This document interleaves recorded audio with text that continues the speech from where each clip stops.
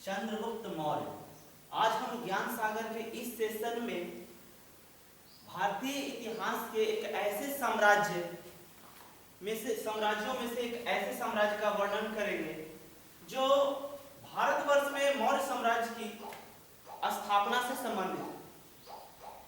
मौर्य साम्राज्य की स्थापना चंद्रगुप्त मौर्य द्वारा किया जाता है, लेकिन यह भी कहा जाता है कि मौर्य साम्राज्य की स्थापना में सिर्फ चंद्रगुप्त मौर्य का ही योगदान नहीं था। चंद्रगुप्त मौर्य से भी ज्यादा योगदान उसके गुरु चाणक्य ने दिया। चंद्रगुप्त मौर्य का जन्म 340 ईस्वी में हुआ था।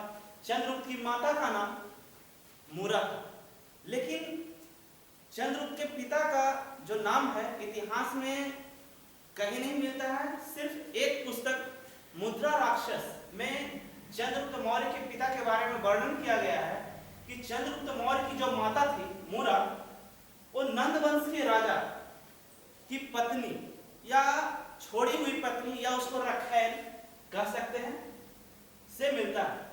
चाणक्य को चंद्रगुप्त मौर्य जंगल में जानवर को चराते हुए यानी एक चरवाहे के रूप में मिला। चाणक्य चंद्रगुप्त मौर्य को सभी प्रकार की शिक्षा दिया, विशेषकर युद्ध कला एवं राजनीति शास्त्र की शिक्षा दिया। चाणक्य नंद वंश के अंतिम राजा धनानंद को पराजित कर मगध पर एक नए वंश की स्थापना करना चाहता था तथा वह पूरे भारत को एकजुट कर उसका एक केंद्र बनाना चाहता था और उसकी राजधानी पाटलिपुत्र को बनाना चाहता था। इसके पीछे एक कहानी है कि जब सिकंदर ने पंजाब पर आक्रमण किया था तो उस समय पंजाब के जो राजा थे पोरस थे। उस समय पंजाब के जो राजा पोरस थे वह इतने शक्तिशाली नहीं थे कि अकेले सिकंदर का मुकाबला कर सके। इसलिए चाणक्य ने जो मगध वंश के जो राजा थे नंद वंश के धनानंद, उनसे सहायता मांगने आया था।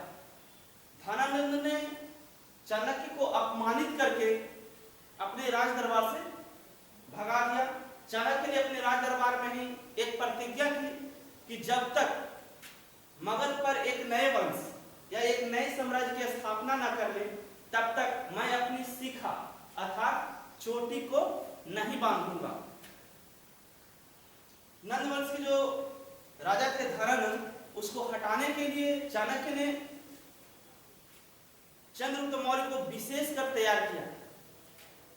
चंद्रगुप्त मौर्य ने भी अपनी गुरु की आज्ञा से नंद वंश के अंतिम राजा धनानंद को पराजित किया कश्मीर के राजा के सहयोग से। चंद्रगुप्त मौर्य 322 ईस्वी पूर्व में मगध पर एक नए वंश, एक नए साम्राज्य मौर्य वंश की स्थापना किया। चंद्रगुप्त मौर्य ने मगध पर एक नए वंश मौर्य वंश की स्थापना अपनी माता के, जो उसकी माता का नाम था मूरा, उसके नाम पर किया था। बाद में जो चंद्रगुप्त मौर्य था तो चाणक्य को, जो उसके गुरु थे, उनको प्रधानमंत्री, विशेष सलाहकार तथा राजगुरु बनाया।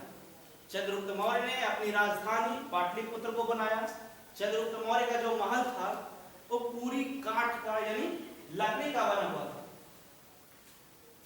चंद्रगुप्त मौर्य की तो ऐसे बहुत से पत्नियां थी, लेकिन उनमें से उनकी एक पत्नी थी दुर्धरा, जो महारानी थी।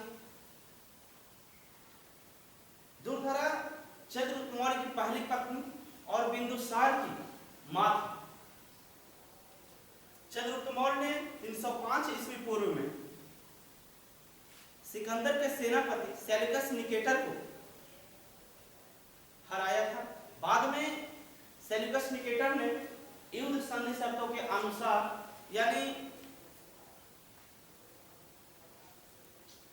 युद्ध संधि शर्तों के अनुसार सेल्यूकस निकेटर ने चंद्रगुप्त मौर्य को 4 राज्य दिए: काबुल, कंधार, हेरात और मकरान। सेल्यूकस निकेटर ने अपनी पुत्री का विवाह कार्नेलिया, जिसकी पुत्री का नाम था कार्नेलिया यानी हेलेना, उसका विवाह चंद्रगुप्त मौर्य के साथ किया। क्यों किया?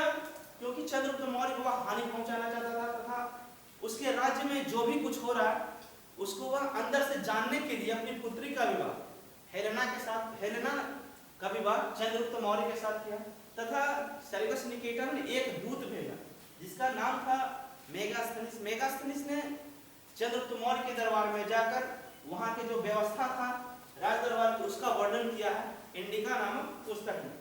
उसने लिखा, मेगास्थनीस लिखता है कि जब राजा नगर भ्रमण के लिए जाते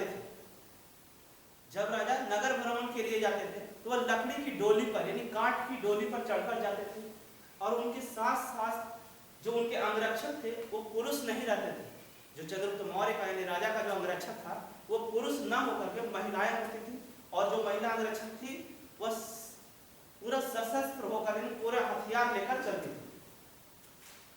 और जब राजा नगर भ्रमण के लिए जाता था तो उसके साथ साथ हरे भरे पेड़ पौधे भी जाते थे तथा राजा को जब भोजन कराया जाता था तो उस भोजन को राजा को कराने से पहले उसका एक खास नौकर उस भोजन को चखा करता था सुरक्षा के दृष्टिकोण से, क्योंकि चाणक्य नहीं चाहता था कि चंद्रगुप्त मौर्य की किसी वजह से मृत्यु हो।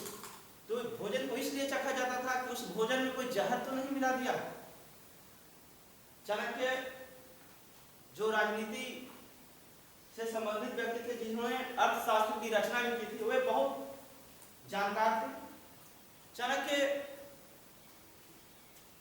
चाणक्य की देखरेख में चंद्रगुप्त मौर्य ने पूरे भारत पर अपना आधिपत्य स्थापित किया। चंद्रगुप्त मौर्य जो चाणक्य की देखरेख में रहते थे कुछ भी काम यानी कोई भी काम करने से पहले चंद्रगुप्त मौर्य चाणक्य की सलाह लिया करते थे। एक कहानी है कि जब चाणक्य चंद्रगुप्त मौर्य के इस भोजन में थोड़ा थोड़ा जहर मिलाते थे, ऐसा इसलिए करते थे कि एक समय ऐसा आएगा कि चंद्रगुप्त मौर्य का जो शरीर है उस पर कोई जहर असर नहीं करेगा। एक बार जब चंद्रगुप्त मौर्य के लिए भोजन रखा हुआ था तो उसके भोजन को उसकी पत्नी दुर्धरा ने गलती से खा लिया।